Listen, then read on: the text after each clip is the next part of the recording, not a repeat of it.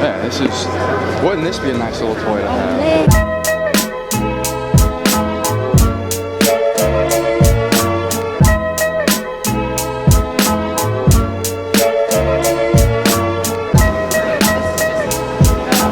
So we are at the Government Video Expo and Drone Show in Washington, D.C.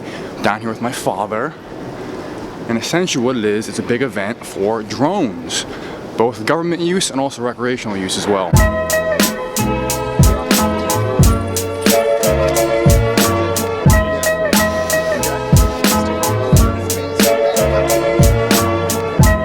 We're dealing with some pretty crazy tech here. It's past your sort of DJI Phantom series and Maverick series drones and into some really large rigs. One of the rigs had 2 cameras on it.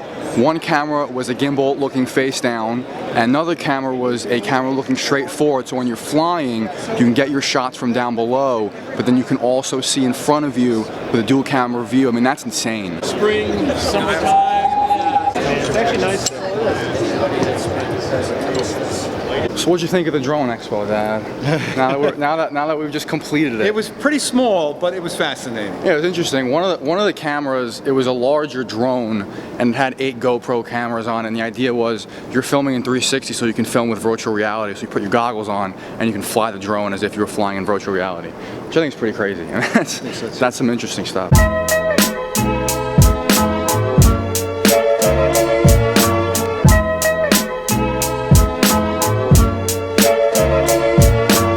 If you're interested in U.S. politics, Washington, D.C. is really the place to go, obviously, because this is where the United States government is based out of. And what's really interesting is we were walking, this is Ford's Theater right behind me. This is where the 16th President of the United States, Abraham Lincoln, most famous for being the president during the Civil War, arguably the greatest president in United States history, was assassinated. This is the theater right here, the original theater where he was watching a play. And John Wilkes Booth came up behind him and unfortunately assassinated him, and that's how things kind of went. We've been walking through DC for a little bit now. We've landed at the Capitol building. This is Capitol Hill behind us. It was built in 1800, and this is the home of the legislative branch of the United States. You have the Senate and the House of Representatives. Now what's very interesting is on January 20th, it's going to home the inauguration day of our new president, Donald Trump. It's also a perfect place to work if you don't like to get any work done and you like to be very unproductive. But built in 1800 and home for the legislative branch, so it's a very important piece of the United States government. And really where we are right now is the real meat of DC. We're not very far from the White House, we're not very far from the Supreme Court building. So it's a really cool area. There's a lot going on here.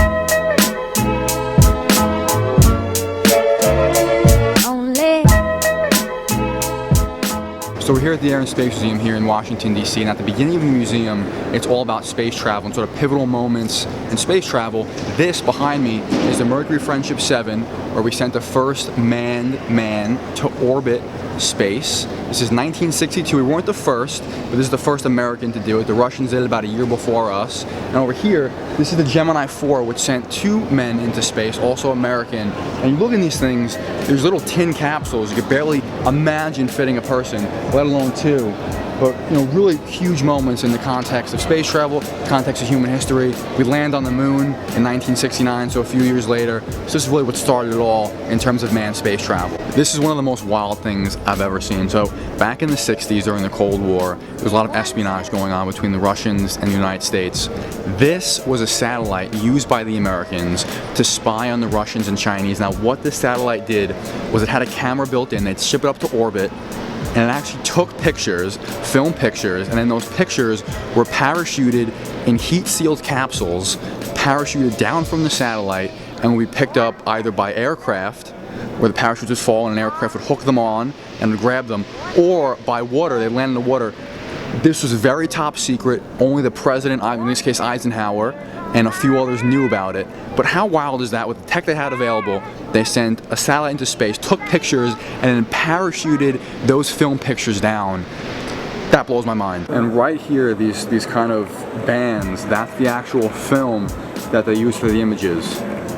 So it was done on, of course, nothing was digital back in the 60s, it was all done on film. Behind me is the capsule that held the first Apollo mission to the moon with Neil Armstrong, Michael Collins, and Buzz Aldrin. It's incredible that this stuff can be recovered and is also still around. This is just wild human history here. So we're in the middle of DC right now. This is a Tesla Model X. Did I get that right, Tiffany? Yeah. Model X. Now, this is an $85,000 electric car that has the advanced cruise control feature, lane detect, where you can pretty much drive on a highway and it will take care of all the lane changing for you. $85,000. What's the max speed? 155. There's no motor. It's all electric. So there's no motor in the front, the back. It's all electric, and you charge it like an electric car. I don't think electric cars can go that fast.